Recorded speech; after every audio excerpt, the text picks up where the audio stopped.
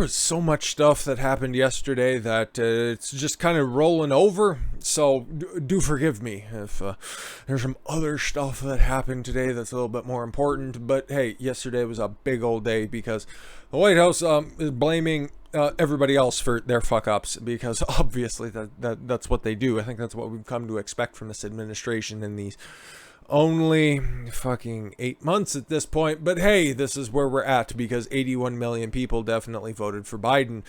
Yeah, White House blames big meat. How do they know what my girlfriend's called me? Jesus, that's just depressing. For rising prices, alleges profiteering. I do nothing of the sort. The Biden administration has beef with big meat. How is this? That's not a thing. The White House this week slammed the 4 biggest companies in the meat industry, accusing them of raising prices while generating record profits during the pandemic. That's fucking cute. That's really cute. And blaming them for soaring price inflation as grocery stores across the country. Yeah, no, obviously, no, it wouldn't have anything to do with, you know what, hey, getting said meat products from the factory to the grocery stores and the different assorted costs that comes with that. It wouldn't have anything to do with transportation or anything like that. And yeah, that's a call that big meat is making. Like, maybe this dickhead's just a really big Sean Stasiak mark, perhaps. 3 people will get that, but it was worth saying. Increases in beef, pork, and poultry are driving an overall spike of food prices since late 2020. Have you tried to buy a sirloin steak lately? Jesus fucking Christ, okay? I like to dabble in the beef on the weekends to just spice up my rather banal diet, which I do appreciate for its sheer simplicity. But a fucking regular pack of steaks at Costco, which is the best place to get food around here in Grand Prairie, which speaks to a greater problem in and of itself. But what used to be not that long ago a $20 pack of steaks is now broaching the mid-30s point. So yeah, and then a box of just frozen chicken breasts, which used to be it used to just crest $30 for a, what would that be, like a 15 or 20 pound box or something like that, is now mid-30s as well. Not quite as bad as beef, but I guess it's a damn Canadian big beef. Oh, that's what it was, actually. It wasn't just big beef. Are driving the overall spike in food prices seen since late 2020. No, it was going on before that, but okay, whatever. Said White House National Economic Council Director Brian D's nuts, am I right? As consumer prices have gone up through farmers and ranchers haven't seen the amount they paid by giant meat companies rise too, D's nuts said. He's not nearly that cool. He kind of looks like Down syndrome Ben Stiller. Raises concerns about pandemic profiteering by the big companies that were allowed to stay open. Meanwhile, small businesses, like local butcher shops, were forced to close because of the coof. But, okay, cool. So now you're turning on those other companies because you can? Fucking weird. About companies that are driving price increases in the way that it hurts consumers who are going to the grocery store. Yeah, that's where you probably think all food comes from, right? And it's just, if the shelves are empty, you got more in the back, right? Fucking retard. The Biden administration went so far as to call the 4 largest meat firms middlemen. Oh my God. Not middlemen. Not the people that you exploit and get all your fucking votes from, who use their power to squeeze both consumers and farmers and ranchers. D's and 2 other White House aides wrote in a blog post. Couldn't be asked to, go out there and defend their ideas. They had to write it in a fucking blog post because they're stupid. Those 4 firms are Minnesota-based commodity trader Cargill. Oh, they're based in Minnesota? Jesus Christ, they got a fucking plant up here. Arkansas-based chicken producer Tyson Foods, Brazil-based meat packer GBS, and Missouri-based National Beef Packing Corporation, which is owned by Brazilian beef producer Marfrig Global Foods. But honestly, I don't care about their fucking blame game anymore. America doesn't run on tofu. It runs on real food. Republicans tear into Biden administration's plans to crack down on beef, poultry, and pork industries to combat rising grocery prices. Yeah, you should just let people who want to go back to work, but that doesn't follow the science, now does it? Republicans are ripping and tearing and cutting and carving the Biden administration on Thursday over its plan to crack down on big meat packing companies and blaming a sharp increase in grocery prices under Biden's administration watch on pork, beef and poultry. Comes as the Biden administration announced plans to take tougher stances towards meatpacking companies and says they're causing a sticker shock at grocery stores. Why am I talking about this stuff? Well, this is what Republicans are pushing back against instead of, like big things, and this is what the Biden administration is throwing out there. It's just little tactics so you stop asking questions about the fucking vaccine mandates and the different catastrophes that Biden is just not taking any questions on. But no, we're coming after meat because those hillbillies just really love their burgers and steak, right? Condescending cunts. Meanwhile, here's what the Department of Justice, hey, instead of looking into Hunter Biden's laptop or dealings with China or a certain phone call with a certain leader of a fucking country that you just dicked into the dirt, maybe doing something about that. No, we gotta keep them fucking babies in the womb now, don't we? Unless, of course, some fucking flighty bitch who's too stupid to get it fucking wrapped up or stop letting people squirt up in them. Take responsibility for their own actions and fucking plan ahead. No. We gotta let those fucking scrape clinics get back open because, hey, they're big supporters of the Democratic Party. You just take a look at all the Planned Parenthood's contributions out there. It's pretty fucking evident as to what they're doing. The U.S. Department of Justice on Thursday filed a lawsuit against the state of Texas over its recently enacted law that bans most abortions.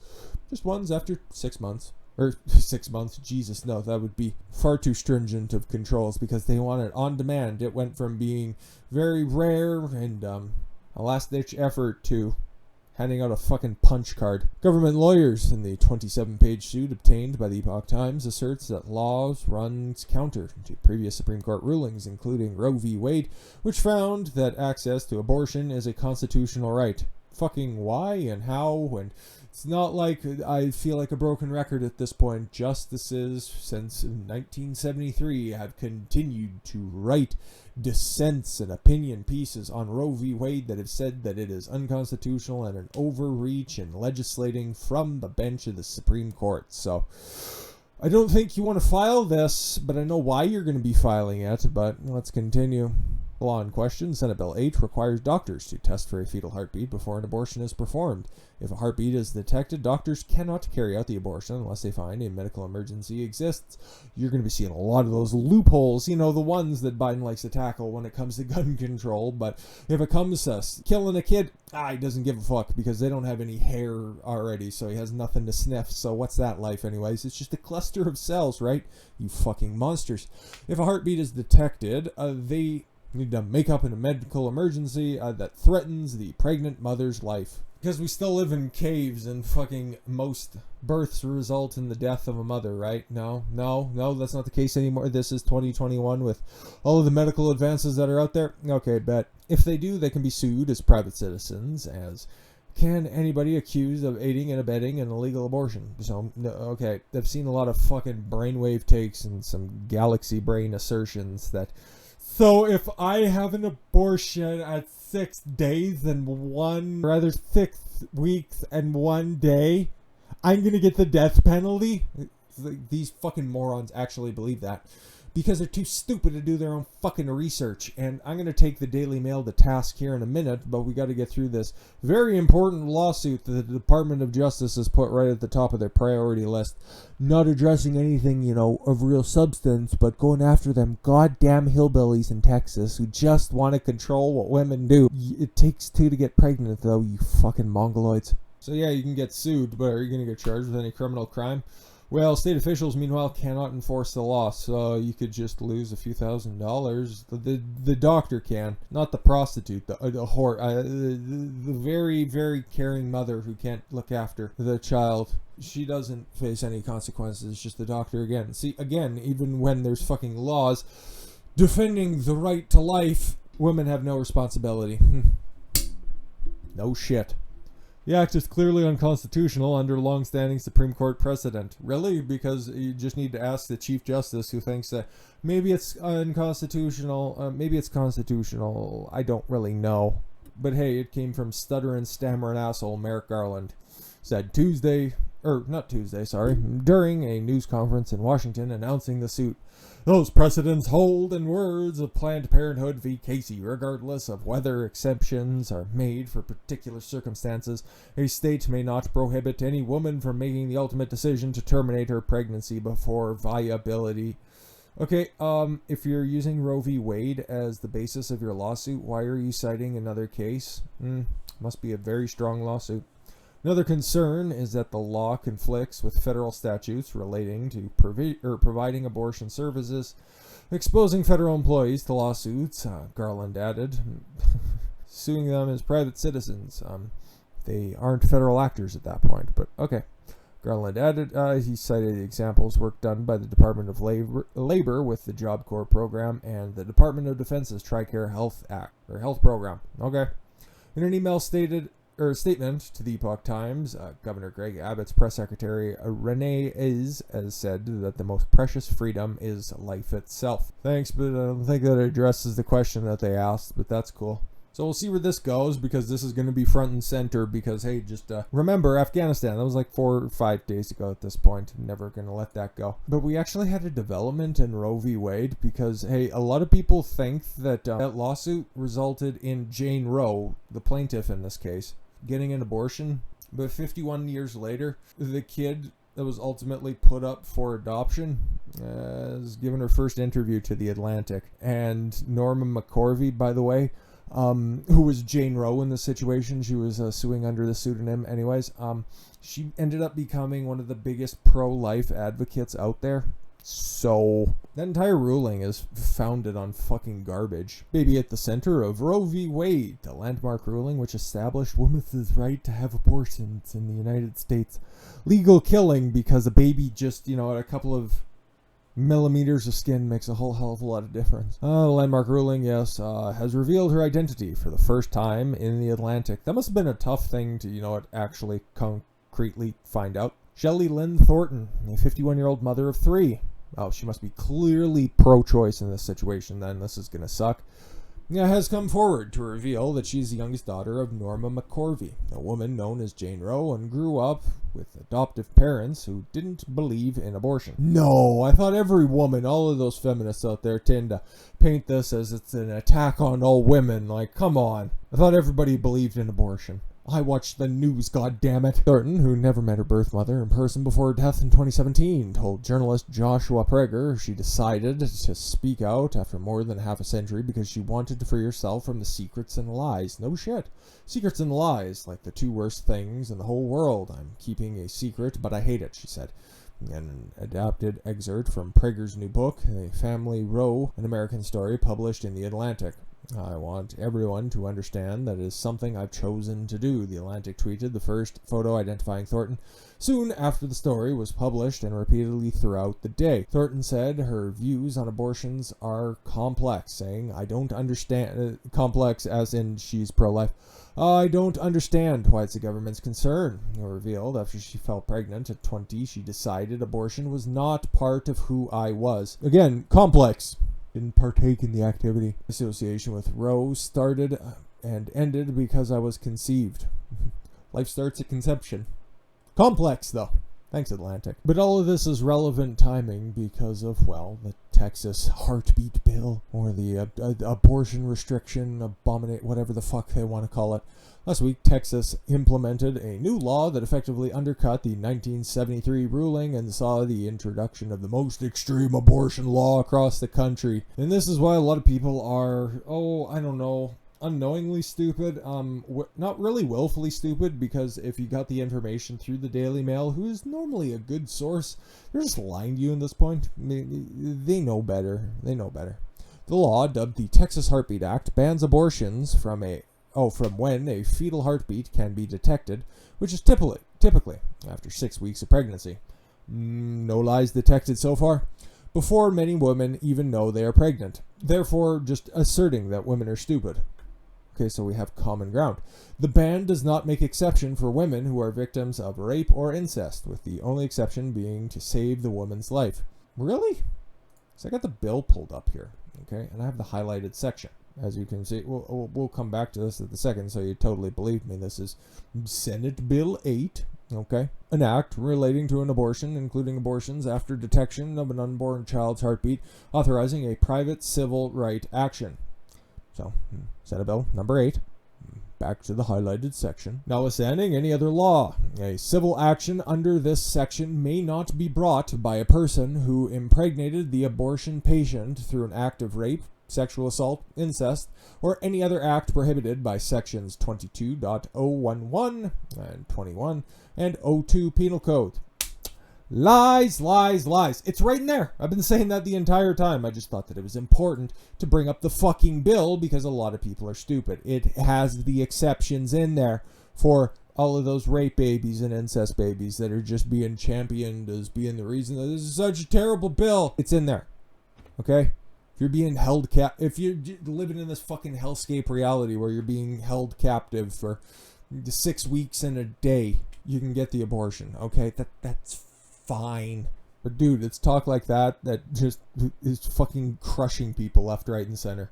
If it's not bad enough that vaccines are just getting shoved into your arm because choice ends at conception, I guess, for these fucking mongoloids who think that it's my body, my choice, only when it's a woman and only when she wants to get an abortion. But when you know what, try to make your own other very important medical decisions in your life, you just shut up and follow the science. But especially, like, this dude knew he was fucking treading on thin ice because he's a game developer who has conservative leanings. The last time we seen that was the creator of Five Nights at Freddy's, right?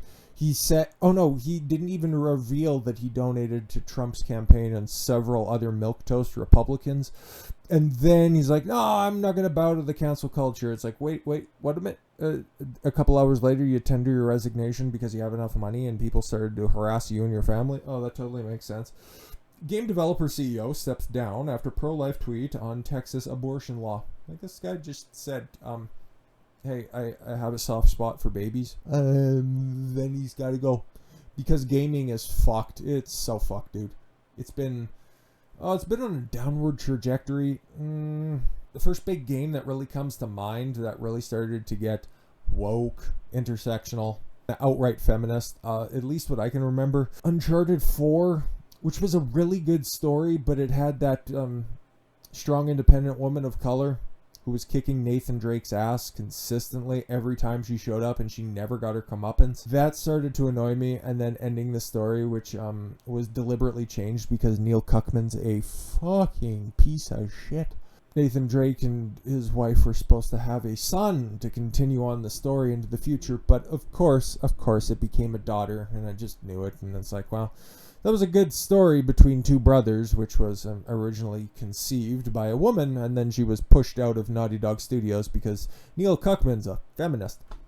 But another little tangent for another time, but that's the gist of it, and that just gives you the background on the fact that video games, yeah, you might say that they're just stupid, but they were one of the first avenues that were infected by all of this neo-Marxist ideology. Them comic books, now you guys are seeing it in media and sports, and can't let it infect anything else. You gotta keep pushing back on this shit. CEO of an American video game developer stepped down after he issued a statement supporting the Supreme Court's ruling in favor of a law in Texas. Supreme Court just was like, yeah, no, we ain't gonna do shit, but whatever. The company, Tripwire Interactive, that name sounds familiar. I think they do Just Cause. I gotta check. Oh, they do Killing Floor and then that shark game, Maneater. It's not really a big studio, but still infected by the touch of the woke. Who'da thunk it? Gibson said via Twitter in his very inflammatory statement, proud of the hashtag US Supreme Court. Why don't you just use SCOTUS, bro? Affirming the Texas law banning abortion for babies with a heartbeat. What a monster. He added, as an entertainer, I don't often get political. Yeah, you lost your job because of it. Yet, with so many vocal peers on the other side of this issue, yeah, those were the ones who probably cost you your job. I felt it was important to go on the record as a pro-life game words are hard. Game developer. 2 days later, Tripwire issued a statement distancing itself from Gibson's views. We like murdering kids, play Killing Floor. Holy fuck. This is where we're at. You're not even allowed to say, you know what, I'm pro-life. I think that abortions are, somewhat of a morally gray action. Nah, his comments disregard the values of our whole team. Really? The whole team, huh? Okay. Our partners and our much broader community, our leadership team at Tripwire, are deeply sorry and are unified in our commitment to take swift action and to foster a more positive environment by banishing the wrong thinker. Ellen Wilson, who the future cancel victim, took over as interim CEO. Dude, I don't know what to say really. It's getting dangerous to just think and speak, and it'll cost you your living. Obviously, we've been living in a Me Too, Time's Up, whatever the fuck you want to call it, cancel culture world for a long time. It's not going to go anywhere anytime soon because people keep fucking capitulating. Dude, if they're so unified against you and you're the CEO, just fucking burn the whole thing down. Tell them to go fuck themselves if they think that a couple of tweets are too problematic for a fucking company that creates a zombie killing simulator. But hey, whatever. Screen your employees thoroughly. Don't let in any of these woke retards, because everything that is woke eventually turns to shit, and it'll turn on you. A very interesting piece that I've wanted to talk about for a couple of days now coming up. I just haven't really had the opportunity to talk about it, and it's going to be much more of a think piece. So I hope you're interested in talking about George Soros turning on China. What? Fucking 2021 is weird. It's really fucking weird. Thank you all very much for the gift of your time. I've been Don Consuelo. I want you to follow your gut and get after it. Take care, everyone.